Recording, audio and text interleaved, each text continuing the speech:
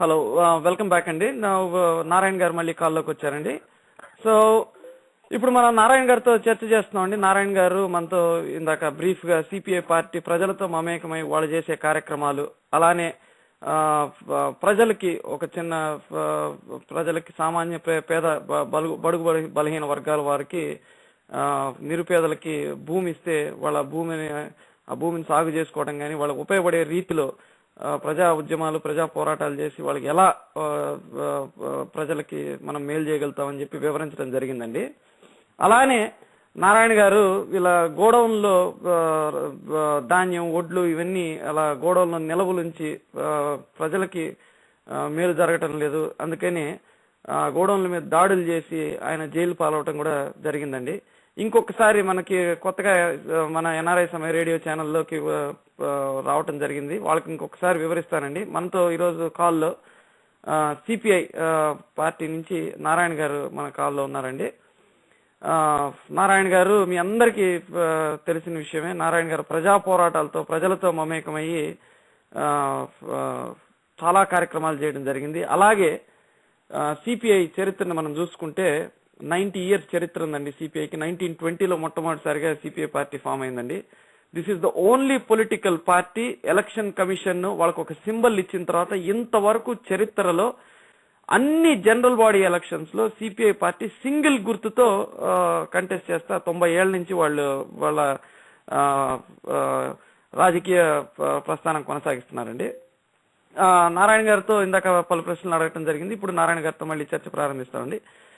ఇప్పుడు నారాయణ గారు బేసిక్ గా మనకి ప్రాబ్లమ్స్, సామాన్య ప్రజానీకానికి బడుగు బలహీన వర్గాల్ని వేధించే కొన్ని బేసిక్ ప్రాబ్లమ్స్, ఒకటి కరప్షన్, ఇంకొకటి ఫార్మర్స్ ప్రాబ్లము, రైతుల సమస్య, ఇంకొకటి ఇన్ఫ్లేషన్ ఒకటి, అలానే ఈ ఎలక్షన్ ప్రాసెస్ లో డబ్బు మద్యాన్ని విచ్చలవిడిగా పంచటము, ఆ డబ్బు మద్యము ఈ ప్రజల మనోగతాన్ని తారుమారు చేసేసి ప్రజా జీవితాన్ని అస్తవ్యస్తం చేసే పరిస్థితిగా ఏర్పడిపోయింది ప్రస్తుతానికి. సో ఈ 4 వ్యవహారాల గురించి మనం ఈరోజు మాట్లాడుకుంటామండి. అలాగే ప్రశ్నలు తీసుకోవడం జరుగుతుందండి. ఒక్కసారి సిపిఐ పార్టీ ఇప్పుడు రీసెంట్ గా 2G spectrum scam, Commonwealth games లో జరిగిన స్కామ్, నేషనల్ లెవెల్లో మనకి చాలా స్కామ్స్ బయటపడినాయండి. అలానే సిపిఐ పార్టీ కూడా వీటి మీద బలంగా పోరాటాలు చేస్తుందండి. మొన్ననే మీరు తిరుపతిలో కూడా ఒక 24 గంటల నిరాహార దీక్ష చేయడం జరిగిందండి. సో ఈ 2008లో కేటగారికల్ గా సిపిఐ పార్టీ పెద్దలు క్లియర్ గా ప్రధానమంత్రి మన్మోహన్ సింగ్ కి అవినీతి విచ్చలవిడిగా కొనసాగుతోంది, మీరు ఇంటర్వ్యూన్ అవ్వాల్సిందిగా పార్టీ నాయకత్వం కూడా లెటర్స్ రాసినట్టుగా అప్పట్లో మీరు మీడియా ముఖంగా కూడా చెప్పారు సార్. అసలు కరప్షన్ గురించి మీరు కొంచెం ఎన్ఆర్ఐస్ ని, అక్కడ జరిగే కరప్షన్ ఏంటి, దాని గురించి నేషనల్ లెవెల్లో, స్టేట్ లెవెల్లో హైలైట్ చేసి మన ఎన్ఆర్ఐలు చెప్పగలిగితే సంతోషిస్తాను సార్. తప్పకుండా. కరప్షన్ అనేది ఏదో అధికారులు తీసుకునేటువంటి 5,000, 10,000, లక్ష రూపాయలు, 2 లక్షల రూపాయలు, 5 లక్షల రూపాయలు, దీన్ని పట్టుకోవడం ద్వారా అవినీతి వ్యతిరేక కార్యక్రమాన్ని ప్రమాణం చేస్తానని చెప్పి ప్రభుత్వం మనం పక్కన పెట్టడానికి ప్రయత్నిస్తున్నాం. అసలు కరప్షన్ ఇది కాదు. ఇవన్నీ దైనందిక జీవితంలో వచ్చేటువంటి సమస్యలు. పొలిటికల్ కరప్షన్ చాలా తీవ్రం. దేశాన్ని కుదిపేసేది రాజకీయ అవినీతి. రాజకీయ అవినీతి లేకుండా పోతే 2G స్పెక్ట్రమ్ కేసులో 1,76,000 కోట్ల రూపాయల కుంభకోణం జరుగుతుందని 2008లో సురవరం సుధాకర్ రెడ్డి గారు, గురుదాస్ దాస్గుప్తా గారు ఉత్తర్వులను ప్రధానమంత్రికి రాస్తే, ఆనాడే ప్రధానమంత్రి గారిని పట్టుకొని ఉంటే ఈ 2G స్పెక్ట్రమ్ కేసు అంత తీవ్రం అయ్యేది కాదు. రాజా గాని, కడిమల్లి గాని జైలుకు పోయేవాడు కాదు. ఆ రోజు మేము అడిగింది పట్టించుకోలేదు. పార్లమెంట్ లో కూడా చర్చ చేస్తే దానికి వాళ్ళు అంగీకరించారు. అదేవిధంగా స్విస్ బ్యాంక్ లో 73 లక్షల కోట్ల రూపాయలు భారతదేశ డబ్బులున్నాయి, దాన్ని వెనక్కి తీసుకురామని చెప్పేసి 2008లో పార్లమెంట్ లో చర్చ పెడితే 2009 చివరి రోజు, అంటే పార్లమెంట్ ముగిసే రోజు ఆ లెటర్ ని ప్రవేశపెట్టినట్టుగా పెట్టి నిరవధికంగా వాయిదా వేసుకుని వెళ్ళిపోయారు. అంటే ఆనాడు 73 లక్షల కోట్ల రూపాయల స్విస్ బ్యాంక్ కి సంబంధించిన చర్చ జరిగి ఉంటే, దానిలో డబ్బులు మనకి వెనక్కి వచ్చుంటే ఇప్పుడు వరల్డ్ బ్యాంక్ పోయి దేని అడుక్కోవాల్సిన పని లేదు, పన్నులు పెంచాల్సిన పని లేదు, పెట్రోల్ ఛార్జీ పెంచాల్సిన పని లేదు, రైతాంగానికి ఆదుకునేటువంటి అవకాశం ఉండేది. కాపాడు ఉండాల్సిన పని లేదు, విద్యార్థులకు ఫీజులు లేవనేటువంటి ఇబ్బంది ఉండేది కాదు, అన్ని రకాల అవకాశం ఉంది. అది పోగొట్టుకున్నాం. మూడవది SEZ అనేటువంటిది ఒక రాజకీయ లక్షల కోట్ల అవినీతి. అది పార్లమెంట్లోనే బిల్లు పాస్ చేశారు. 1,75,000 కోట్ల రూపాయల విలువైన సంపదని పారిశ్రామికవేత్తలకు అప్పగిస్తూ SEZని అంగీకరించారు. దాని ద్వారా వాళ్ళకి భూమి చౌక అయ్యాలి, నీళ్లు చౌక అయ్యాలి, వాళ్ళు ఎక్స్పోర్ట్కి ఇంపోర్ట్కి రాయితీలు ఇవ్వాలి, 10 ఏళ్ల పాటు వాళ్లకు ఇన్కమ్ ట్యాక్స్ కట్టక్కర్లేదు. ఇవన్నీ కలిపి 1,70,000 కోట్ల రూపాయలు వాళ్ళకి ఆదాయం పెడితే మనకేం వచ్చింది తిరిగి చూసుకుంటే పంట భూములు పోతా ఉన్నాయి, నీళ్లు పోతా ఉన్నాయి, కాలుష్యం వస్తా ఉంది. దాంట్లో ఉద్యోగాలు రావడం లేదు. ఎకరాకు ఒక ఎకరా ₹1 లెక్కన ఇచ్చినటువంటి ఫ్యాన్ సిటీ వాళ్ళు ఇచ్చిన 3,000 ఉద్యోగులు అయితే ఆ 3,000 ఉద్యోగులు ఒకడు ₹3,000 4,000 పనిచేయడం తప్ప అంతమించడం లేదు. ఇవి రాజకీయ అవినీతి ద్వారా వచ్చేటువంటి ప్రమాదకరం 2G స్పెక్ట్రమ్ కానీ, SEZలు కానీ, ప్రైవేటు విద్యుత్ పవర్ ప్లాంట్స్ అంటే మర్చెంట్ పవర్ పాలసీ సిస్టమ్ తోటి మన అన్ని రకాల సౌకర్యాలు మనం కల్పిస్తే వాళ్ళు కరెంట్ తీసుకెళ్ళి బయట వాళ్ళకి అమ్ముకుంటుంటారు. దీనివల్ల వస్తుంది. రెండవది రిలయన్స్ గ్యాస్ ఉంది, ₹1,00,000 కోట్ల విలువ ఉపయోగపడే పద్ధతిలో వాళ్ళు పాలసీలో అగ్రిమెంట్ చేశారు. ఇదే విధంగా పొలిటికల్ కరప్షన్ వల్ల దేశం హతరాకుతుంది. కాబట్టి ఇది పెద్ద ఆందోళన సాగించాలని చెప్పేసి రాజకీయ ప్రచార కార్యక్రమం చేపట్టాం. దేశవ్యాప్తంగా చేపట్టాం, రాష్ట్రంలో చేపట్టాం. ఈ అవినీతిని అంతమొందించకపోతే ఈ సమాజం బాగుపడే అవకాశం ఏం లేదు. ఈ భారతదేశం నిజంగానే ఇప్పుడు యూరోప్ లో వచ్చేటువంటి సంక్షోభం చూసుకుంటే భారతదేశం సక్రమం ఉంటే చైనాకు అమెరికా కన్నా మించిపోయేటువంటి ఒక స్తోమత ఉన్నటువంటి దేశం ఈ రాజకీయ అవినీతి వల్ల హతరాకుతం అయిపోతా ఉంది. దీనిపైన ప్రథమంగా ఆందోళన చేద్దామనే ఉద్దేశంతో పెద్ద ఎత్తున రాజకీయ ప్రచార ఆందోళన కార్యక్రమం చేపట్టాం. అంచెల వారీగా ఇది ప్రజలను చైతన్యవంతం చేయడానికి కావాల్సిన ఏర్పాటు చేస్తా ఉన్నాం. చాలా బాగా చెప్పారు సార్. సార్ ఇప్పుడు ఈ రాజకీయ కరప్షన్ విచ్చలవిడిగా పెరిగిపోవటానికి ప్రధానమంత్రి దగ్గర నుంచి అందరూ కూడా ఈ పొత్తుల కారణంగా మేమేమీ చేయలేకపోతున్నాం, ఈ పొత్తులు అనేది పెట్టుకోవటం మూలాన ఒక కంట్రోల్ తప్పిపోయింది, అందరూ కలుపుకోలుగా ఒక కామన్ మినిమం ప్రోగ్రాం పెట్టుకుందాం, సమిష్టిగా ఒక రాజకీయం నడుపుదాం అనే కాంక్షతో కలిసాం. కానీ దీన్ని కొంతమంది ఆసరాగా తీసుకొని వాళ్ళు విచ్చలవిడిగా యథేచ్ఛగా కరప్షన్ సాగిస్తున్నారు. పొత్తుల వల్ల రాజకీయ కరప్షన్ పెరిగింది అనే దాని మీద మీ అభిప్రాయం ఏంటో కొంచెం వివరించండి సార్. సంకీర్ణ యుగధర్మం వల్ల ఈ అవినీతిని మేము అంతమొందించలేకపోతున్నాము, లేదా అరికట్టలేకపోతున్నాం చూసిన ప్రధానమంత్రి ఒక తీయటి మాట చెప్పాడు. కానీ ఆ తీయటి మాటలో చాలా విషయం ఉంది. కలిసి దేశాన్ని పరిపాలించమని చెప్పారు తప్ప కలిసి దోసుకోమని చెప్పలేదు. ఈ కలిసి దోసుకుంటా ఉంటే చూస్తూ ఉంటే అదే పరిపాలన అవుతుంది. రాష్ట్రాన్ని దేశాన్ని పరిపాలించడానికి ఉపయోగపడే ఐక్య సంఘటనలు వస్తే ఐక్య సంఘటన ద్వారా కూడా రాజకీయ పరిపాలన సాగించమని మనం కోరుతుంటే రాజకీయ పరిపాలన కలిసి దోపిడీ చేసుకుందాం, దోపిడీ చేసేటువంటి పద్ధతిని నేను చూస్తూ ఉంటాను, కాపలా కాస్తా ఉంటాను చెప్పేసి అని మన్మోహన్ సింగ్ చెప్తే దాన్ని ఎవరు అంగీకరించే ప్రసక్తి లేదు. నిజాయితీగా అవినీతికి వ్యతిరేకంగా నిలబడితే ఒకవేళ అవినీతికి వ్యతిరేకంగా నిలబడిన ప్రభుత్వాన్ని ఎవరు పడగొట్టడానికి ప్రయత్నిస్తే అప్పుడు పడగొట్టిన వాళ్ళు ఐసైట్ అవుతారు, ప్రజానీకం గవర్నమెంట్ సపోర్ట్ వస్తుంది, ఇంకా మరింత బ్రహ్మాండంగా ముందుకు పోతుంది. ఇది ఒక మన్మోహన్ సింగ్ గారు తేనెపూసిన కత్తెరగా ఆయన మాట్లాడాడు. దానిలో ఆయన అవినీతికి వ్యతిరేకంగా పోరాటం సాగించడానికి సిద్ధంగా లేదని అర్థమైపోతుంది. ఆయన డబ్బులు తీసుకోవడానికి లేదని పక్కన పెట్టండి, నేను నిజాయితీ పనులు చెప్తున్నాను, నేను ఆయన పని కూడా తప్పబడుతున్నా. కానీ ఆయన సమక్షంలోనే కదా ఈ ఓటుకు నోటు అని చెప్పేసి పార్లమెంట్లో డబ్బులు తీసుకుంది. న్యూక్లియర్ ఒప్పందం మైనారిటీ ప్రభుత్వంలో ఉంటే కూడా ఎందుకు పాస్ అయ్యింది? పార్లమెంట్ సభ్యులను మొత్తం డబ్బులు ఇచ్చి కొనుగోలు చేయిస్తే ఆ బిల్లు పాస్ అయింది. ఆనాడు ప్రధానమంత్రి ఈయనే. అంటే ప్రధానమంత్రిగా ఉన్నటువంటి మైనారిటీ క్యాబినెట్ లో మైనారిటీ పార్లమెంట్ బిల్లు పాస్ అవుతా ఉంటే పార్లమెంట్ సభ్యులు కొనుగోలు చేస్తా ఉంటే అది మన్మోహన్ సింగ్ సోనియా గాంధీకి ఏమీ సంబంధించి అంటే ఎవరు ఒప్పుకుంటారు? ఒప్పుకోరు. అదేవిధంగానే ఈ మధ్య కాలంలో వచ్చినటువంటి అవిశ్వాసంలో కూడా, కట్పోషన్స్ లో కూడా, ఐదనంలో కూడా పార్లమెంట్ సభ్యులు కొనుగోలు చేశారు. అంటే పార్లమెంట్ సభ్యులను కొనుగోలు చేసుకొని ప్రభుత్వాన్ని కాపాడటానికి చేసే ప్రయత్నం మొత్తం హోల్సేల్ అవినీతి.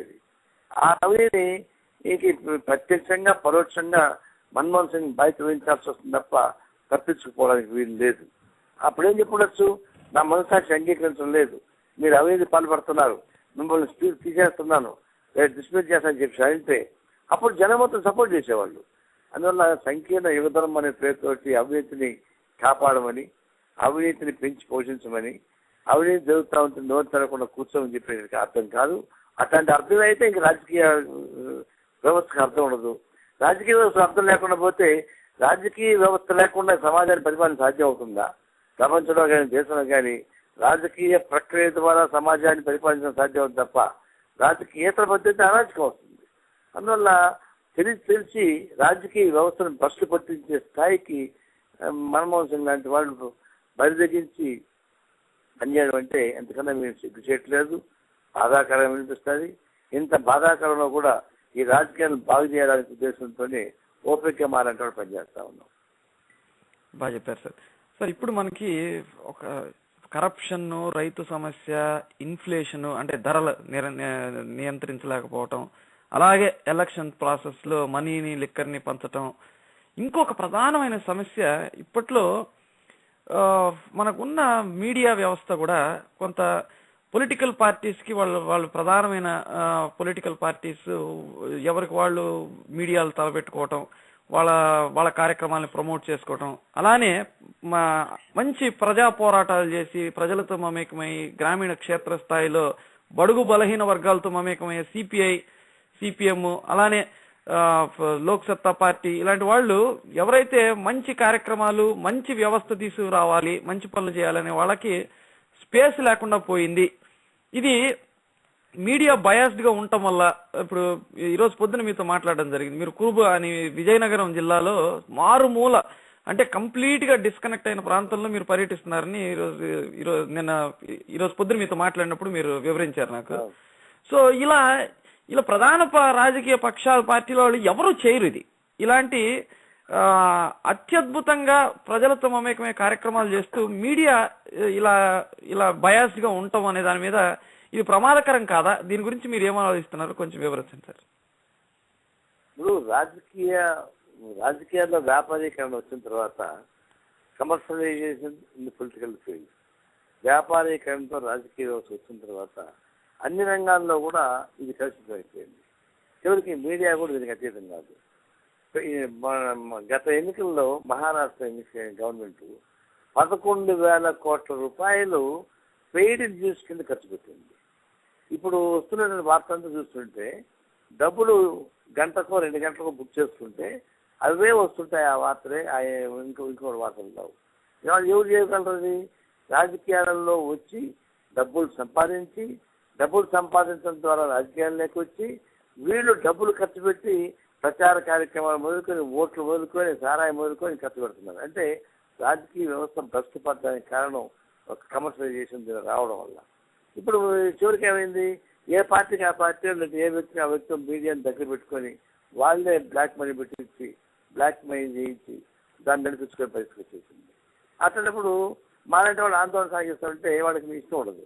ఒకే ఎగ్జాంపుల్, మేము ప్రకాశం జిల్లాలో వాంపిక్ కాడ పోయి నేను పెద్ద ఎత్తున ఆందోళన సాగిస్తామంటే, వాంపిక్ లో నేను ఆందోళన సాగిస్తా ఉంటే ఆ వార్తలు రానియకుండా చేయడానికి వాంపిక్ ప్రతినిధులు ప్రధాన పత్రికా సంపాదకుల దగ్గర పోయి కూర్చొని మేనేజ్ చేసి మా వార్తలు రానియకుండా ప్రయత్నించారు కొంతవరకు.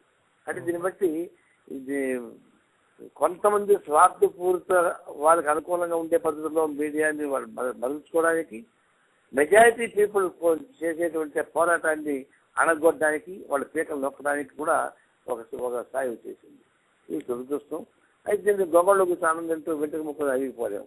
రాజకీయ వ్యాపారీకరణ వచ్చిన తర్వాత అన్ని రంగాల్లో వాళ్ళు పట్టు పెరుగుతూనే ఉంటుంది. అది కొన్నాళ్ళే పెరగచ్చు, కొన్నాళ్ళు పెరుగుతుంది అనుకోండి.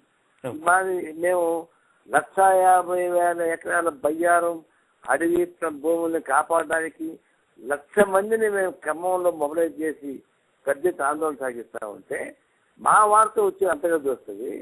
ఆనాడు చిరంజీవి గారు ఒక స్టేట్మెంట్ ఇస్తే అది 4 కాళ్ళు వస్తుంది. దీన్ని బట్టి అర్థం ఏమవుతుంది, ఈ న్యాయం కోసం ఫైట్ చేసే వాళ్ళని అణగొట్టి వ్యక్తుల్ని ఫోకస్ చేయడం ద్వారా అలాంటి వ్యక్తులు అభివృద్ధి అయినా కూడా ప్రమాదం లేదు ఇప్పుడు సమాజానికి. కాబట్టి ఈ పెట్టుబడిదారీ వ్యవస్థకి, దోపిడీ వ్యవస్థకి ప్రమాదం లేనిటువంటి వ్యక్తులను మాత్రం ఫోకస్ చేసి ఈ దోపిడీ వ్యవస్థకు వ్యతిరేకంగా ఫైట్ చేసే వాళ్ళ వాయిస్ రానియకుండా చేయడానికి ఒక క్రమబద్ధంగా సైంటిఫిక్ గా నిర్ణయించినటువంటి ఒక ప్రమాదకర ధోరణి వచ్చింది. ఇది నిజంగా బాధాకరమే. అయినా దీనికోసం కాదు మనం ఫైట్ చేయాల్సిందే. నిజం నిలకడమే తెలుస్తుంది. భవిష్యత్తులో సరే వాస్తవాన్ని ప్రజానికి గుర్తిస్తారని చెప్పేసి నమ్మకంతో మేము పనిచేస్తా ఉన్నాం. మా వైపు నుంచి కూడా మేము కూడా ఈ కొన్ని పేపర్లో మేము ప్రమోట్ చేస్తున్నా కూడా ఈ పేపర్ కూడా ఆర్థిక సపోర్ట్ కాదు.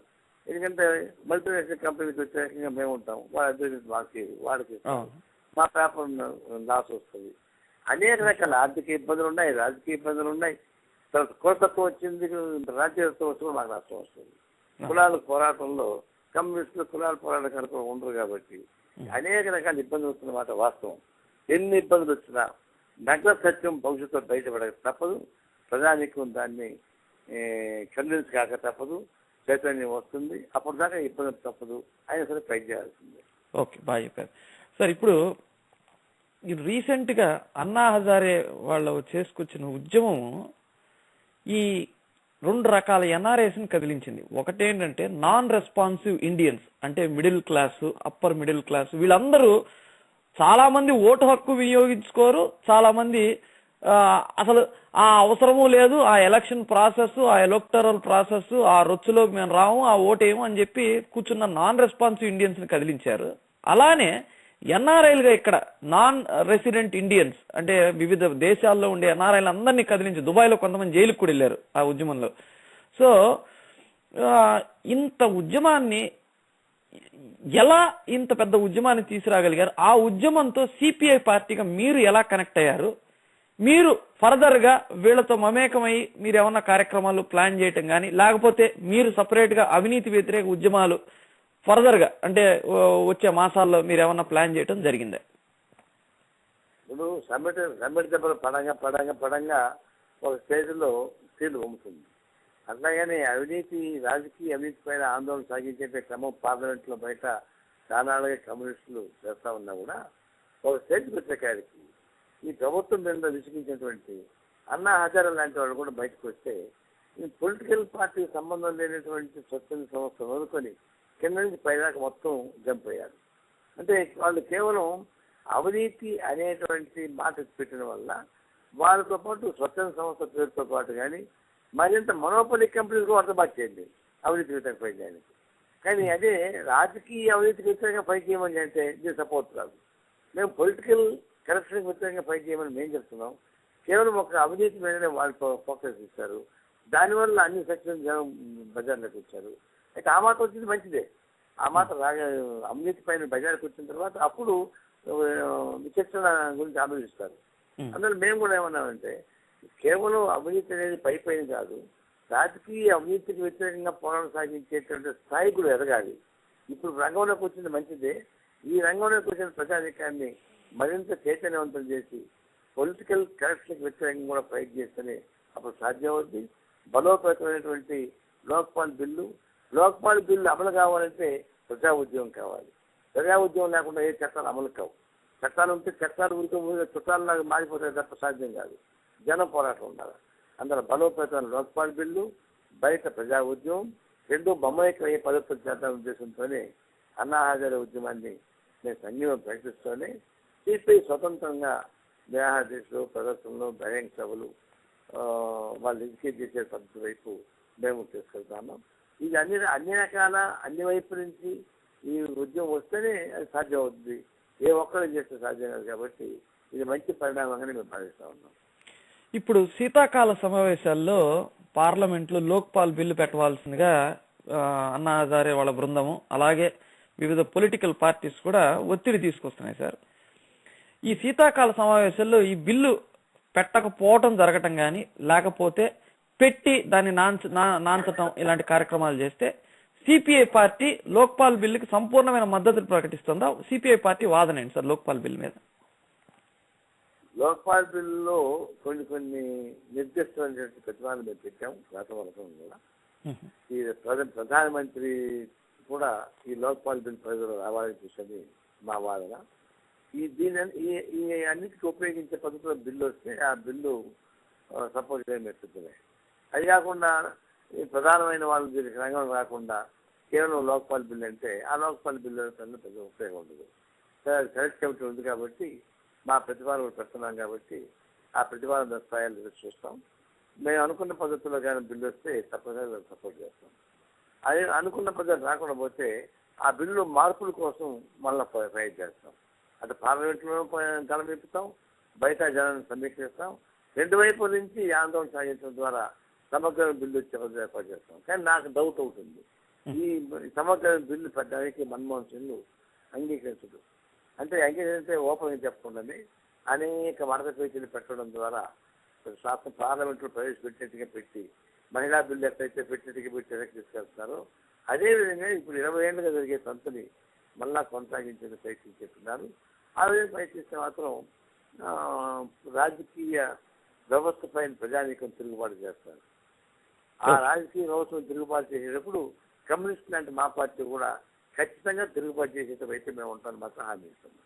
ఓకే, ఇప్పుడు మనం ఆన్లైన్ లో ఫేస్బుక్ లో అలానే గూగుల్ మోడరేటర్ లో అక్కడ మనకి వివిధ ప్రాంతాల నుంచి ఎన్ఆర్ఐలు ప్రశ్నలు పెట్టడం జరిగిందండి. ఆ ప్రశ్నలు మిమ్మల్ని అడుగుతాను సార్, ఒక్కొక్క ప్రశ్నగా అడుగుతుంటాను సార్, మీరు సమాధానం చెప్తే ప్రేక్షకులకు కూడా they will get connected sir. ఇప్పుడు మనకి శ్రీనాథ్ లూయిజియానా నుంచి అడిగిన ప్రశ్న అండి ఇది. ఆయన అడిగే ప్రశ్న, ఎన్ఆర్ఐలకి రీసెంట్ గా ఓటు హక్కు ప్రభుత్వం ప్రకటించింది. కానీ చోద్యం ఏంటంటే ఆ ఎలక్షన్ టైంకి వాళ్ళని ఇండియాకు వచ్చి ఓటు హక్కు వినియోగించుకోవాల్సిందిగా ప్రభుత్వం ఉత్తర్వులు జారీ చేసిందండి. అది లోక్సభలో రాజ్యసభలో ఈ బిల్లు పాస్ అయింది.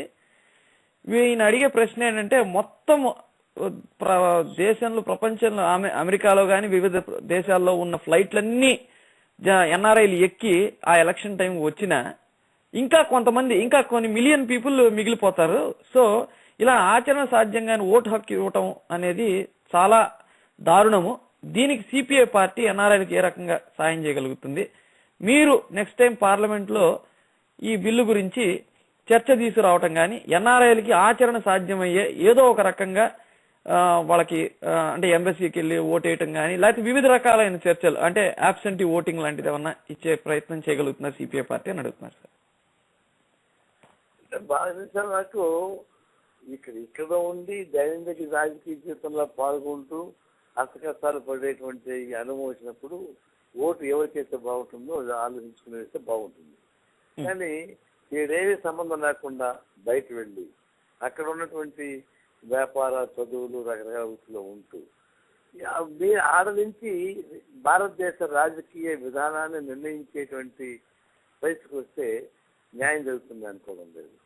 తెలుసుకుంటే మీరు వదిలిపెట్టి ఇక్కడికి రండి, ఇక్కడ నిలబడండి, ఏ సామాజిక క్షేత్రంలో పాల్గొనండి, అప్పుడు ఎన్నికల్లో పాల్గొంటే మంచిది తప్ప మేము అక్కడ ఉంటాం ఓట్లు వేస్తాం అని అంటే నిజంగా ఓటు చేయడం కష్టం. ఈ భారతదేశంలో ఇక్కడ ఉన్నటువంటి మేధావులే చాలా మంది 50%, 60% ఓట్లు వేయడం లేదు.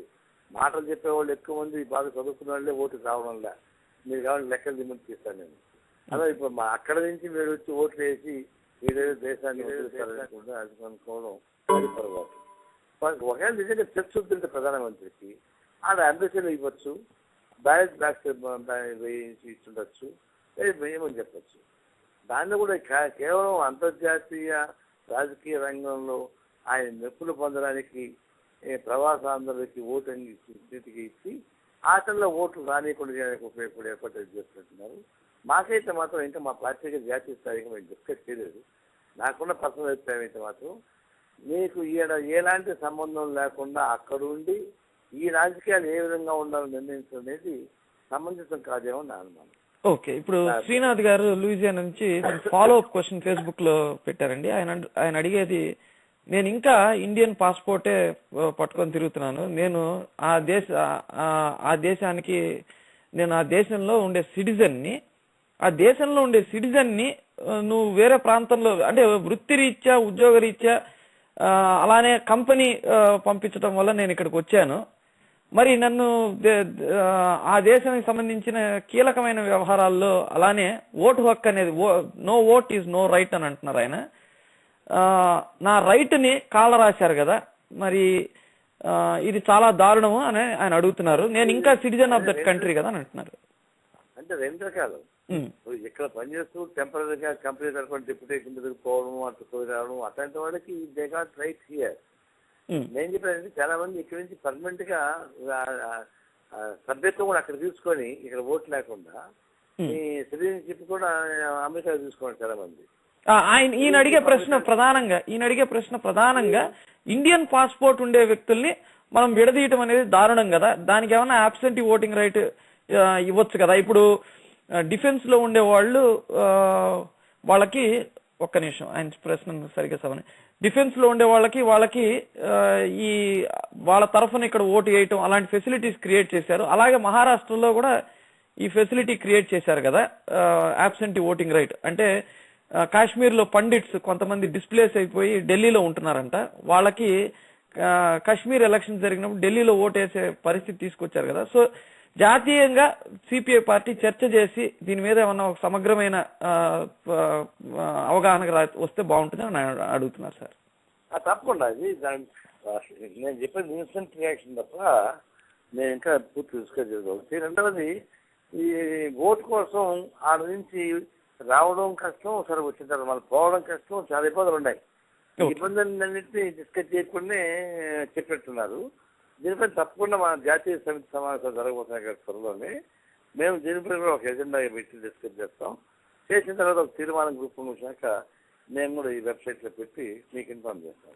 చాలా సంతోషం. ఆయన ఈజ్ ఎక్స్ప్రెసింగ్ మీరు చెప్పిన దానికి ఈజ్ వెరీ హ్యాపీ సార్. ఇప్పుడు మనకి రెండవ ప్రశ్న ఇంకొకటండి, మనకి మిజోరీ నుంచి అడిగారండి రామ్నాథ్ గారు. So try valley state university students condition చాలా ప్యాథటిక్ గా ఉంది. ఇక్కడ అవినీతిలో కూరుకుపోయిన వ్యక్తులు చేసిన పనుల వల్ల మన విద్యార్థులు నరక యాతన అనుభవిస్తున్నారు. దాని గురించి సిపిఐ పార్టీ ఈ వచ్చే పార్లమెంట్ సమావేశాల్లో కానీ లేకపోతే అసెంబ్లీ సమావేశాల్లో నారాయణ గారు నాయకత్వంలో దీన్ని ఏమన్నా ప్రస్తావించే అవకాశం ఉందా అని అడుగుతున్నారు సార్. ఇక్కడ ట్రై వ్యాలీ యూనివర్సిటీ అనే ఒక యూనివర్సిటీ, అవును సార్, వందలాది మంది మేము గతంలోనే ఆ ట్రై వ్యాలీ మీద తర్వాత ఇక్కడ బద్రీనగర్లోనే వచ్చిన దానిపైన వెంటనే మేము స్పందించి ఇక్కడ ఎంబసీ కాడికి వెళ్ళి పెద్ద గొడవ పెట్టుకొని ఇమీడియట్ గా మా వాళ్ళని సేవ్ చేయండి, మీరు బోగస్ యూనివర్సిటీస్ మాకెందుకు కనిపిస్తుంది పెద్ద గొడవ పెట్టాం. తర్వాత ఈ నుంచి మన తానా వాళ్ళకి కూడా కబుర్ చేయించాం, ఇక్కడ ట్రై చేసాం, రేపు చేసాం. మా ఇదేంటంటే ఒకసారి ఈ నుంచి పాస్పోర్ట్ తీసుకొని వాళ్ళు వీసా తీసుకుని పోయిన తర్వాత ఆ ప్రభుత్వం పూర్తి బాధ్యత తీసుకోవాలి. మాకేం సంబంధం ఇచ్చారంటే కుదరదు. అందరూ ఇండియన్ గవర్నమెంట్ చెప్పాల్సి ఏంటంటే ఒకసారి మీ వీసా ఇచ్చిన తర్వాత ఇట్ ఈస్ యువర్ రెస్పాన్సిబిలిటీ. మీకు అక్కడ మా వాళ్ళకి ఏం అన్యాయం చేసినా మిమ్మల్ని టార్గెట్ తీసుకుంటామే అని చెప్పేసి అని కేంద్ర ప్రభుత్వం గట్టిగా చెప్పాలి. అదే ఇప్పుడు అమెరికన్ సైడ్కి ఒకసారి కొన్ని వాళ్ళకేం జరిగితే ఎంత గొడవ జరుగుతుంది, మరి ఎంత జాగ్రత్త తీసుకుంటాం. అది మరి ఇక్కడి నుంచి పోయిన వాళ్ళు కోట్ల రూపాయలు డబ్బులు ఖర్చు పెట్టి అక్కడికి పోతే వాళ్ళకి అన్యాయం జరుగుతూ ఉంటే మాకేం సంబంధం లేదు అని చెప్పేసి అని చెప్పడం అనేది కరెక్ట్ కాదు. ఆ విషయంలో కేంద్ర ప్రభుత్వం కూడా చొరవ తీసుకోవాలి. ఒక్కసారి వీసా మీరు ఇచ్చిన తర్వాత బాధ్యత మీదే అనేటువంటి ఒక గట్టి నిర్ణయం ఉన్నది. అది మేము కూడా జాతీయ సమితిలో మాట్లాడి కేంద్ర ప్రభుత్వంతో ఒత్తిడి చేసి ఏ దేశమైనా సరే వీసా ఇచ్చిన తర్వాత మన ఇండియన్స్ కి వాళ్ళు రక్షించేటువంటి బాధ్యత వాళ్ళు తీసుకోవాలి తప్ప చూస్తూ ఉండేటువంటి పారాసైట్స్ ఉండకూడదు. ఆ విషయం పైన జాగ్రత్త తీసుకుంటానండి. ఎక్కువ శాతం తెలుగు వాళ్ళు ఇందులో నష్టపోయారు కాబట్టి సిపిఐ పార్టీ అసెంబ్లీ సమావేశాల్లో శీతాకాల సమావేశాల్లో దీన్ని చర్చకు తీసుకొచ్చే అవకాశం ఉందని కూడా ఆయన అడుగుతున్నారు సార్. మేము ఈ ఫస్ట్ రాజశేఖర్ గారు ముఖ్యమంత్రిగా ఉన్నప్పుడు జరిగితే వెంటనే నేను రాజశేఖర్ గారికి వెళ్ళి అప్పటికప్పుడు కేబినెట్ నుంచి ఒక మంత్రిని శ్రీధర్ బాబుని బాధ్యత ఇప్పించి ఆయన ఆస్ట్రేలియాకి పంపించి తర్వాత కెనడాకి లండన్కి పంపించి చేయమని చెప్పి చెప్పినాం. తర్వాత ఇక్కడి నుంచి కేంద్ర ప్రభుత్వం దగ్గర మంత్రిని పంపించి కేంద్రం నుంచి ఒక మంత్రిని డిప్యూట్ చేయించి వాళ్ళ డిస్కస్ చేయమని చెప్పేసి కూడా మా పార్టీని కృషి చేసింది. అట్లా సక్సెస్ అయినాం. అందువల్ల ఎప్పటికప్పుడు స్పందిస్తా ఉన్నాం. మరి మరింత పకడ్బందీగా రావాల్సిన అవసరం ఉంది అనుభవం రీత్యా. తప్పకుండా మా పార్టీ నుంచి అసెంబ్లీలో, పార్లమెంట్లో, తర్వాత ప్రభుత్వంతో మాట్లాడి అవసరమైనటువంటి ప్రతినిధులను ఇక్కడి నుంచి పంపించి వాళ్ళని కాపాడడానికి కావాల్సిన ఏర్పాటు చేస్తాం. ఆర్థికంగా కూడా వాడికి అది ఇబ్బంది ఉన్నప్పుడు ఆ ఆర్థిక ఇబ్బందిని అధిగమించేందుకు కూడా ప్రభుత్వాల నుంచి తగిన నిధుల్ని మంజూరు చేయించడానికి కూడా మేము మా ప్రయత్నం చేస్తాం. Thank you sir. అలానే సార్ మనకి ప్రదీప్ ప్రతిపత్తి మచిలీపట్నం ఎంటెక్ స్టూడెంట్ అని చెప్తున్నారు సార్. ఆయన అడిగే ప్రశ్న, సిపిఐ పార్టీ న్యూక్లియర్ బిల్లును 2008లో అపోజ్ చేసి ఆ కోయిలేషన్ నుంచి కూడా కంప్లీట్ గా డిస్కనెక్ట్ అయిపోయి బయటకు వచ్చేయడం జరిగింది. ప్రజెంట్ జనరేషన్ లో 1.7 లక్షల మెగావాట్ల విద్యుత్ అవసరమైంది కదా. సో ఇంకా రానున్న 20 ఏళ్లలో 2 లక్షల మెగావాట్ల అవసరం పెరిగే పరిస్థితి కనబడుతుంది. సో న్యూక్లియర్ పవర్ ప్లాంట్స్ ని మనం వ్యతిరేకించినప్పుడు సిపిఐ పార్టీ వేరే వాళ్ళకి ఏమన్నా ఆల్టర్నేటివ్ గా ఈ పవర్ డిమాండ్ పెరిగే పవర్ డిమాండ్ ని మనం కంబాట్ చేసేందుకు సిపిఐ పార్టీకి వేరే రకాల ఏమన్నా అవగాహన ఏమన్నా ఉందా? దాన్ని వివరిస్తే బాగుంటుందని అడుగుతున్నారు సార్. ఉన్నాయి, తప్పకుండా ఉన్నాయి. ఇప్పుడు అణు ఒప్పందాన్ని మనం వ్యతిరేకించే కారణం ఏంటంటే ఆ అణు ఒప్పందం ద్వారా వచ్చేటువంటి విద్యుత్ సంబంధించినటువంటి ప్రొడక్షన్ కాస్ట్ దాదాపు యూనిట్ 20 రూపాయల పైన పడుతుంది. అందువల్ల అది మనకు భయపడదు కాదు. రెండవది, ఇప్పుడు చెర్నోబిల్లో జరిగేటువంటి ఘటన తర్వాత మొన్న జపాన్ జరిగిన ఘటన చూస్తుంటే దాన్ని ప్రివెంట్ చేసే శక్తి కానీ దాని ప్రమాదాన్ని అరికట్టే శక్తి కానీ మనకు లేనట్టు అర్థమైపోయింది. అందువల్ల ప్రమాదం జరిగినప్పుడు వచ్చే నష్టం ఎక్కువ, రేడియేషన్ ఎక్కువ, తర్వాత దానికి సంబంధించినటువంటి గ్యారెంటీ లేకుండా పోతా ఉంది. తర్వాత చీప్ ప్రొడక్షన్ కాదు, అది కాస్ట్ ప్రొడక్షన్. దీంతో పాటు అమెరికన్ ఒప్పందం కేవలం అణు ఒప్పందం కాదు, 1, 2, 3 అగ్రిమెంట్ అంటే దానికి సంబంధించినటువంటి వ్యాపార లావాదేవీలు ఉన్నాయి. దాదాపుగా 15 లక్షల కోట్ల రూపాయలు విలువైన వ్యాపారం అణు ఒప్పందం లింక్ అయ్యి ఉంది. 10 లక్షల కోట్ల రూపాయలు రియాక్టర్స్ కొనుగోలు చేయడానికి అమెరికాలో ఉన్నటువంటి ప్రైవేట్ మొనోపలి కంపెనీతో భారత ప్రభుత్వం సంతకాలు చేయడానికి ఒబామా వచ్చినప్పుడు సంతకాలు పెట్టించాడు. ఇవన్నీ అమెరికన్ మొనోపలి పర్సన్స్ ఇంట్రెస్ట్ దాన్ని ఇమిడింది ఒకటి. రెండవది, అమెరికన్ గవర్నమెంట్ మన పైన ఒత్తిడి చేసి రాజకీయంగా మన వైపు ఒక ఆధీనంలో పెట్టుకోవడానికి ఉపయోగపడేటువంటి ఒక రాజకీయ ఉంది. ఈ రీత్యా మేము అంగీకరించలేదు. రెండవది, మన భారతదేశంలో బొగ్గు ఉంది, నీళ్లు ఉన్నాయి, తర్వాత సూర్యరశ్మి నుంచి బొగ్గును మన సూర్యరశ్మి నుంచి విద్యుత్ తయారు చేసే అవకాశాలు ఉన్నాయి, గాలితో విద్యుత్ ఉత్పత్తి చేసుకోవచ్చు. ఇవన్నీ మనకి ఎన్విరాన్మెంటల్ కండిషన్స్ ప్రాబ్లం లేకుండా, పొల్యూషన్ లేకుండా సూర్యరశ్మి ద్వారా, మర యంత్రాల ద్వారా, నీటి ద్వారా, మనకున్న బొగ్గు ద్వారా కూడా కరెంట్ ఉత్పత్తి చేసుకోవడానికి అవకాశాలు ఉన్నాయి. దీని లైఫ్ ప్రయాణం సాగిస్తే మనం తక్కువ వస్తాయని మన ఉద్దేశం. రెండవది, ఇప్పుడు మన దీని ప్రకారం కూడా ఇప్పుడు 11,000 మెగావాట్స్ ఉత్పత్తి అవుతుంది మనకు రేపు 2020-2025 కూడా మహా అంటే 29,000 మెగావాట్ల నుంచి 30,000 మెగావాట్లకి మనకు సరిపోతుంది. కానీ మన రాష్ట్రం 73,000 మెగావాట్ల విద్యుత్ ఉత్పత్తికి ఎడాపెడా పర్మిషన్ ఇచ్చాయి. ఎందుకు ఇచ్చింది ఇదంతా? ఇవన్నీ ప్రైవేట్ ఉత్పత్తులకు ఉపయోగపడే లాభాలకు ఉపయోగపడుతుంది తప్ప ప్రజానికి ఉపయోగపడేది కాదు. అందువల్ల దీని మీద చర్చ సిద్ధమే. ఏ విధంగా ఈ విద్యుత్ ఉత్పత్తి చేయొచ్చు, ప్రజానికి మీద ఎక్కువ భారం పడకుండా చేయొచ్చు, ప్రత్యామ్నాయ మార్గాలు ఉన్నాయి. దాన్ని దృష్టిలో పెట్టుకుని మనం వ్యతిరేకించాం.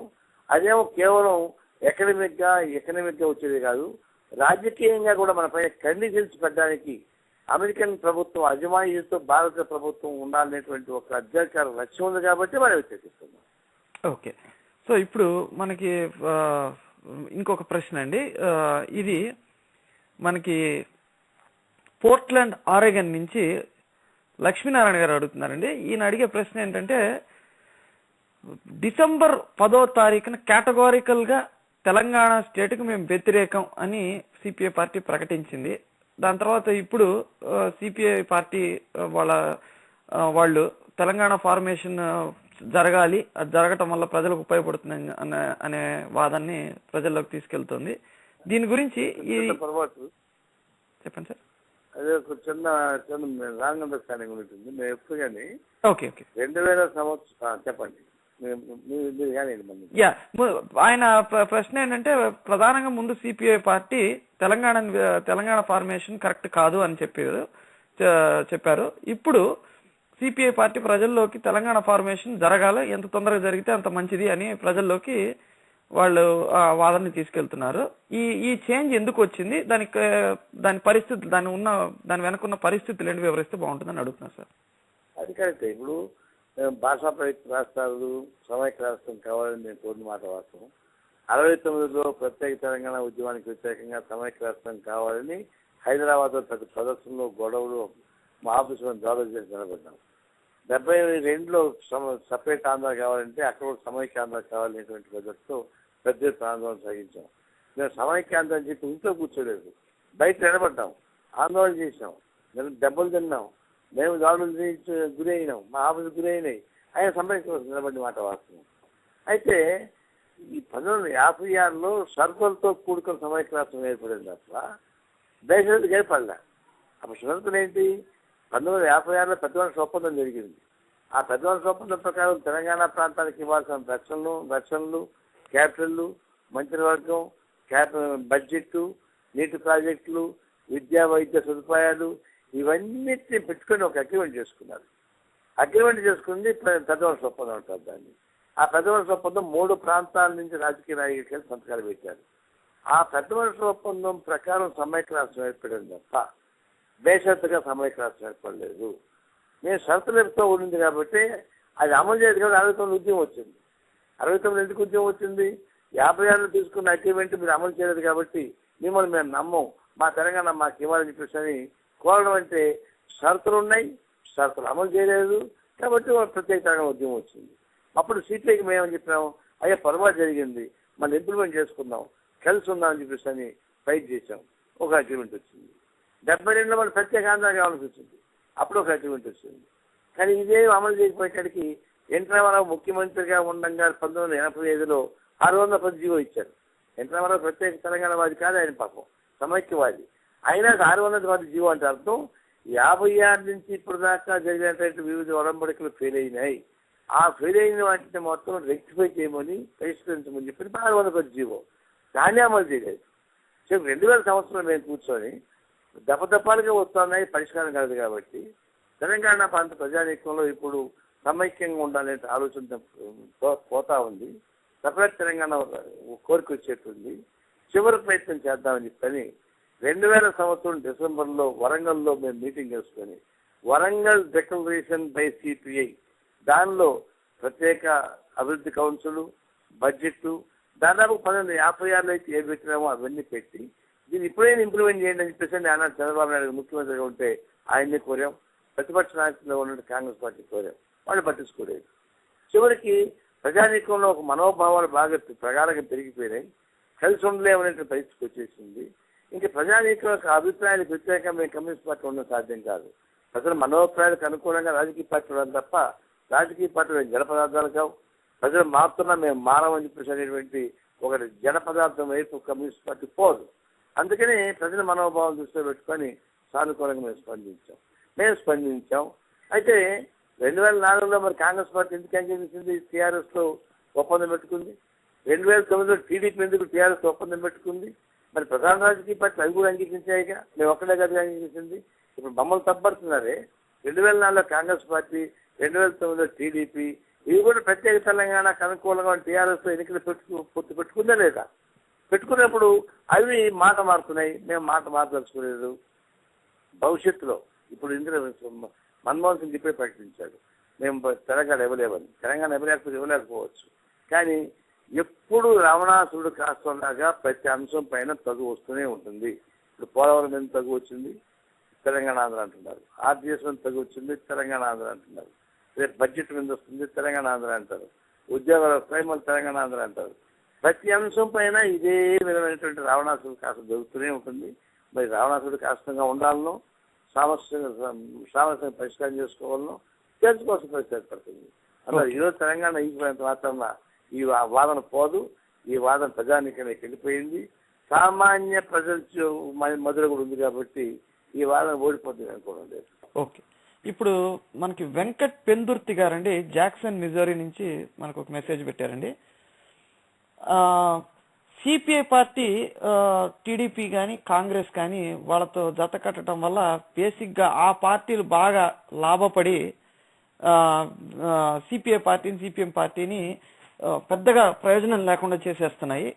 సిపిఐ పార్టీకి అదే మన మార్క్సిస్ట్ పార్టీ వాళ్ళకి బలమైన క్యాడరు ప్రజల్లో బడుగు బలహీన వర్గాల్లో చెప్పలేనంత ఇంపాక్ట్ ఉంది. సో మీరు రానున్న 2014 ఆల్రెడీ 2004లో కాంగ్రెస్ లో పొత్తు పెట్టుకోవటం, 2009లో టీడీపీతో మహాకూటమిలో ఉండటం, అలానే ఏమన్నా ఈ మార్క్సిస్ట్ పార్టీలు లోక్సత్తా పార్టీలు కానీ ఈ కన్వెన్షనల్ పార్టీస్ అంటే సాంప్రదాయ ప్రజల జీవితాలతో ఆడుకునే రాజకీయ పార్టీలు ఏవైతే ఉన్నాయో వాళ్ళకు ఒక స్ట్రాంగ్ మెసేజ్ పంపించగలిగి ఈ చిన్న చిన్న పార్టీలు ఏవైతే ఉన్నాయో అవన్నీ ఒక థర్డ్ ఫ్రంట్ లాగా ఏర్పడి కాంగ్రెస్ కి టీడీపీకి జగన్మోహన్ రెడ్డి పార్టీకి ఒక స్ట్రాంగ్ మెసేజ్ ఎందుకంటే వీళ్ళందరూ అవినీతికి వ్యతిరేకంగా పోరాడుతున్నారు, వీళ్ళందరూ రైతుల సమస్య మీద పోరాడుతున్నారు. సాంప్రదాయబద్ధమైన పార్టీలు ఇంతవరకు ఏం పోరాడలేదు. మీరందరూ కలిసి ఒక మెసేజ్ ని ప్రజల్లోకి తీసుకెళ్లగలరా అని వెంకట్ పెందుర్తి గారు జాక్సన్ మిజోరీ నుంచి అడుగుతున్నారు సార్. ఇప్పుడు మేము 2004లో కాంగ్రెస్ పార్టీతో అవగాహన పెట్టుకున్నా, 2009లో టీడీపీతో అవగాహన పెట్టుకున్నా కూడా అదేదో ఆ పార్టీలు పెద్ద ఆదర్శప్రాయంగా ఉంటాయని కాదు, కానీ అప్పుడున్న రాజకీయ పొందికలో పార్లమెంటరీ ప్రజాస్వామ్యంలో మనకు కూడా రిప్రజెంటేటివ్స్ ఉండకపోతే బయట లోపల మన వాయిస్ ఉండదు కాబట్టి ఎత్తుకలు రీత్యా పెట్టుకున్నాం తప్ప దాని ద్వారా మాకేం స్వాగతం వచ్చేసి మేము పెట్టుకోలేదు. అయితే మీరు చెప్పినట్టుగా ఏ పార్టీని పెట్టుకున్నా వాళ్ళు మళ్ళీ అధికారంలోకి వస్తే మళ్ళీ వాళ్ళు అవినీతి పనులు ఉంటే మళ్ళీ వాళ్ళకి ఫైట్ చేస్తున్నాం. అట్లెందుకు ఉండాలి, మీరు సపరేట్గా ఉండొచ్చు కదా అంటే నిజంగా 2000 సంవత్సరంలో మేము ట్రైల్ చేసాం. లెఫ్ట్ పార్టీస్ సిపిఐ సిపిఎం కలిసి మనమే పొడి చేసుకున్నాం. అదే టీడీపీ వద్దు కాంగ్రెస్ వద్దు అనుకున్నాం, కానీ మమ్మల్ని గెలిపెట్టారు, 0 వచ్చింది. అందువల్ల చట్టసభల్లో ఉండాలని కోరుకున్న తర్వాత దానికి పోవాల్సి వస్తూ ఉంది, అందువల్ల నష్టం వచ్చింది. ఇప్పుడు నిజమే, ఇప్పుడు టీడీపీ కాంగ్రెస్ జగన్మోహన్ రెడ్డి కాంగ్రెస్ ఇవన్నీ చూసుకున్నప్పుడు ఇవంతా ఒక మోసలో ఉన్నాయి కాబట్టి ఒక ప్రత్యామ్నాయమైనటువంటి రాజకీయ వేదిక బాగుండేది అనేటువంటి ప్రతిపాదన మంచి ప్రతిపాదన అది. ఆ విషయంలో ముందు లెఫ్ట్ పార్టీల గురించి చర్చించుకుంటా ఉన్నాం. అయితే దీనిలో లోక్సత్తా లాంటి పార్టీల గురించి కూడా కొన్ని పరిమితులు ఉన్నాయి. వాళ్ళకు బ్యాస్ట్ బేస్ తక్కువ ఉన్నా వాళ్ళ ఆలోచనలో కూడా జయప్రకాష్ నారాయణ లాంటి వారికి పరిశుద్ధమైన పెట్టుబడిదారీ వ్యవస్థ కావాలని కోరుకుంటున్నారు తప్ప ఈ పెట్టుబడిదారీ వ్యవస్థకు ప్రత్యామ్నాయం కావాలని కోరుకునేటువంటి వ్యక్తి కాదు. బట్ వాళ్ళు కూడా పరిమితులు ఉన్నాయి. అయినా సరే వాళ్ళతో పోల్చుకుంటే మేలే కాబట్టి ఆ ఉద్యమం బలోపేతం చేయడానికి కావాల్సినటువంటి వైపు మేము కూడా ఆలోచిస్తాం, పరిపక్వత తీసుకోవాలని ప్రయత్నిస్తాం. ఆ పరిపక్వత వస్తే ఖచ్చితంగా అందరికీ వ్యతిరేకంగా నిలబడడానికి కూడా కావాల్సినటువంటి చర్యలు తీసుకుంటాం. మీలాంటి వాళ్ళ సపోర్ట్ కూడా ఉంటే ఇంకొంచెం భవిష్యత్తులో బలపడటానికి ఉపయోగపడుతుందని మేము ఆశిస్తా ఉన్నాం. Thank you sir. మనకి శ్రీనివాస్ రణబోత్ గారు న్యూ జెర్సీ నుంచి ఒక మెసేజ్ పెట్టారండి. మీరు పరిపూర్ణంగా పోలవరానికి సపోర్ట్ చేస్తున్నప్పుడు పోలవరంలో పవర్ ప్లాంట్ కాకరపల్లిలో సపోర్ట్ చేస్తున్నారు. ఒక్క నిమిషం. How do you support your stands on supporting Polavaram? ఇప్పుడు పోలవరంలో మీరు పవర్ ప్లాంట్ పోలవరంలో మీరు సపోర్ట్ చేస్తూ కాకరపల్లి పవర్ ప్లాంట్ ని ఎందుకు వ్యతిరేకిస్తున్నారు? అంటే కాకరపల్లిలో కరప్షన్ ఓకేనా? వాళ్ళ అంటే బడుగు బలహీన వర్గాల వాళ్ళందరూ అక్కడి నుంచి డిస్ప్లేస్ అయిపోయారు, వాళ్ళకి చాలా అన్యాయం జరిగింది, అది ఓకేనా? మరి పోలవరంలో అయితే పర్వాలేదు, కాకర్లపల్లిలో అయితే కుదరదా అని చెప్పి ఆయన అడుగుతున్నారు సార్. దానికి కాకర్లపల్లి ఏమో విద్యుత్ సంబంధించింది. పోలవరం గోదావరి నీళ్లు మన రాష్ట్రంలో గోదావరి కృష్ణా నీళ్లు మనకు ఉపయోగం. ఇప్పటికే కృష్ణా నీళ్లు అంత అయిపోయినాయి, దానిలో నీళ్లు లేవు. ఇప్పుడు ఒక గోదావరిలో నీళ్లు ఉన్నాయి, నికర జలాలు వాడుకోవచ్చు, అదనపు జలాలు వాడుకోవచ్చు. సంవత్సరానికి దాదాపుగా 5-6 వేల టీఎంసీ నుంచి 10,000 టీఎంసీ దాకా సముద్రం పోతున్నాయి. కాబట్టి గోదావరిలో కడితేనే ప్రాజెక్టు నీళ్ళు నిల్వడానికి ఉపయోగపడుతుంది. అది ఇప్పటి నుంచి కాదు, ఎప్పటి నుంచో ఆ ప్రతిపాదన ఉంది, అందులో అంగీకరించింది. పోలవరంలో ప్రాజెక్టు కడితే నీళ్లు నిల్వ ఉంటే అప్పుడు కృష్ణాకు వచ్చే నీళ్లు శ్రీశైలంలో ఆపి శ్రీశైలంలో నుంచి అటు తెలంగాణ ప్రాంతానికి అటు రాయలసీమ ప్రాంతానికి ఆ నీళ్లు వాడుకోవచ్చు. శ్రీశైలం నీళ్ళు అటు వాడుకుంటే ఈ గోదావరి నీళ్లు మరలించి కృష్ణాలో పడేస్తే అప్పుడు డెల్టా ప్రాంతానికి కూడా ఉపయోగపడుతుంది. దీంతో పాటు ఇటు విశాఖపట్నం దాకా పారిశ్రామిక వ్యవసాయ తాగునీటికి ఉపయోగపడే నీళ్లు గ్రావిటేషన్ మీద పోవడానికి అవకాశం ఉంటుంది. ఈ ఒక సంవత్సరం నీళ్లు వర్షాలు పడకపోయినా కూడా ఆ బాధిత నీళ్లు ఉంటాయి కాబట్టి ఈ కరువు అనేది రాకుండా పోతుంది. ఇందులో ఒక సమస్య వచ్చిందంటే ముంపు ఒకటి వస్తుంది. అది కొండ ప్రాంతాలలో గిరిజనులు ఎక్కువ మంది ముంపు గురవుతారు. వాళ్ళకి నష్టం వచ్చే మాట వాస్తవమే.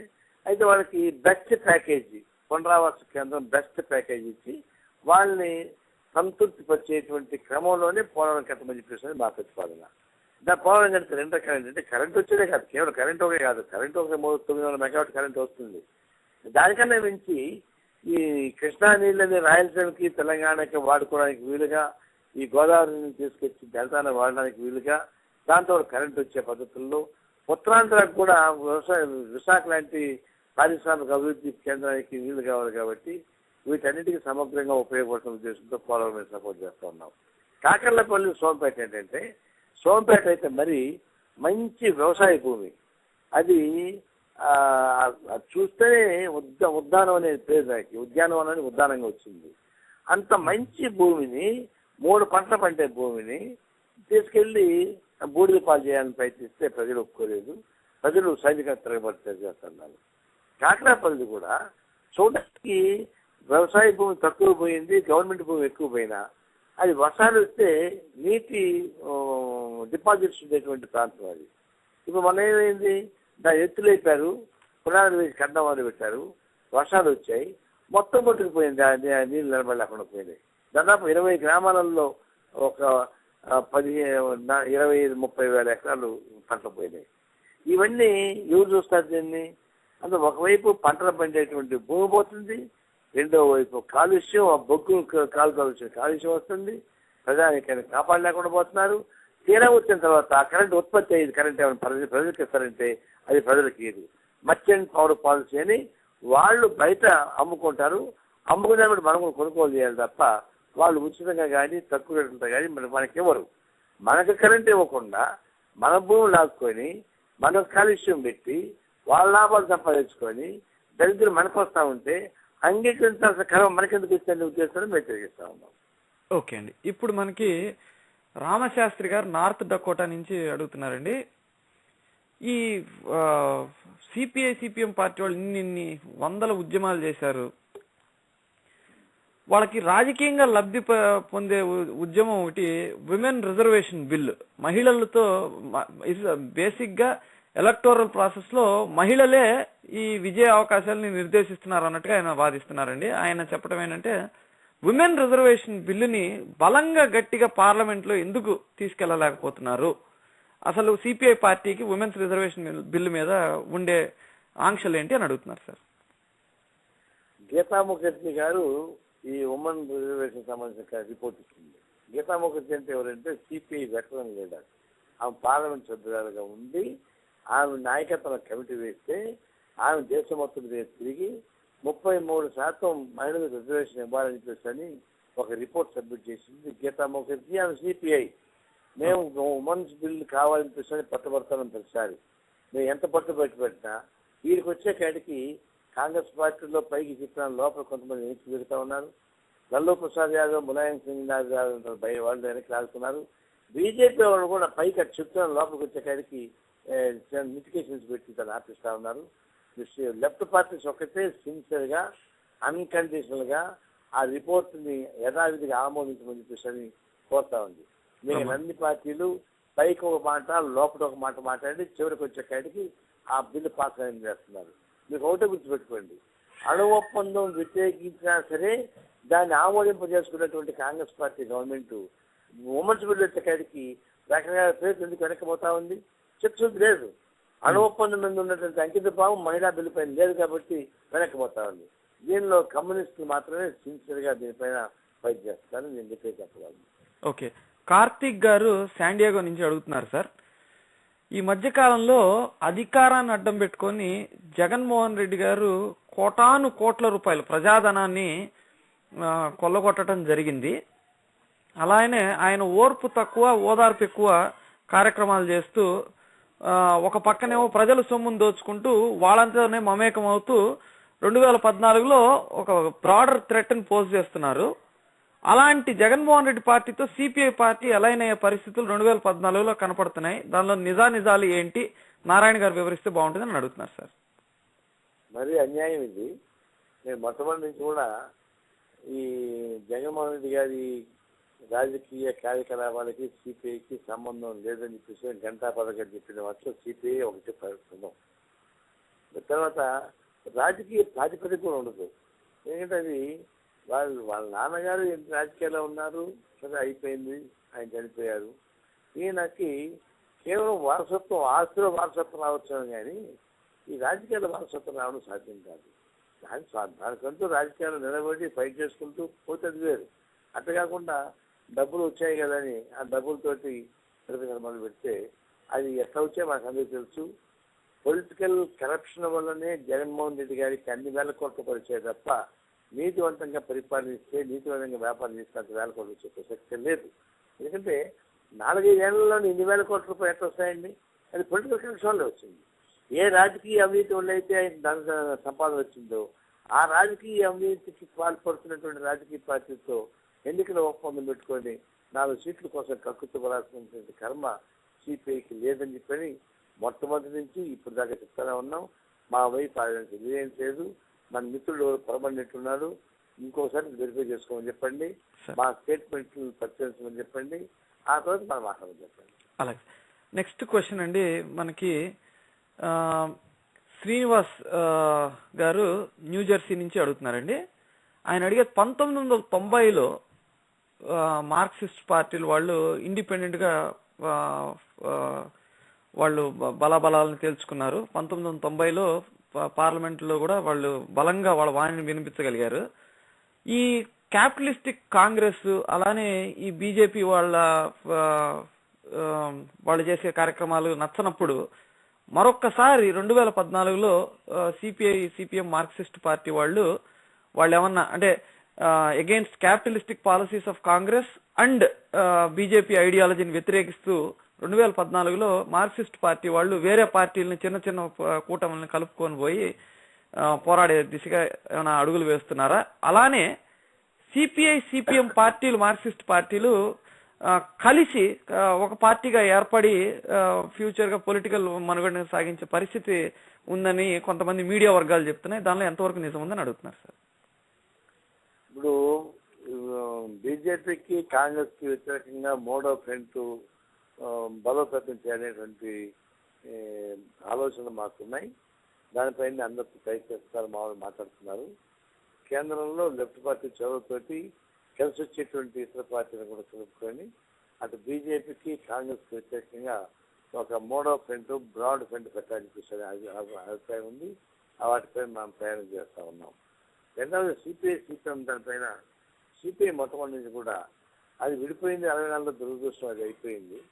ఇప్పుడు పరిస్థితులు చదువుకుంటూ వస్తూ ఉన్నాయి. కమ్యూనిస్ట్ అంతా ఒకటిగా ఉంటేనే ఒక విశ్వాసం కల్పించబడుతుంది. కాబట్టి మనం కలుద్దామని చెప్పేసి మేము పదే ప్రతిపాదన పెడుతున్నాం. కానీ సిపిఎం దాన్ని తిరస్కరిస్తూ ఉంది.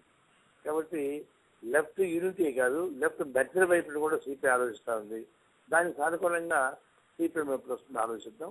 అది వచ్చిన తర్వాత మంచి పరిణామాలు వస్తాయి అనుకుంటా ఉన్నాం. ఓకే. ఇప్పుడు మనకి వెంకటకృష్ణ గారండి, ఆయన బే ఏరియా శాన్ ఫ్రాన్సిస్కో నుంచి అడుగుతున్నారండి. ఆయన అడిగే ప్రశ్న ఏంటంటే, లోక్ సత్తా పార్టీ ఒక ఎజెండాతో పరిష్కారాలు అంటే ప్రజల్లోకి వెళ్తున్నారా లేదా అనేది పక్కన పెడితే పరిష్కారాలు చాలా చక్కగా రైతుల విషయంలో కానీ అక్కడ కానీ చూపించగలుగుతున్నారు.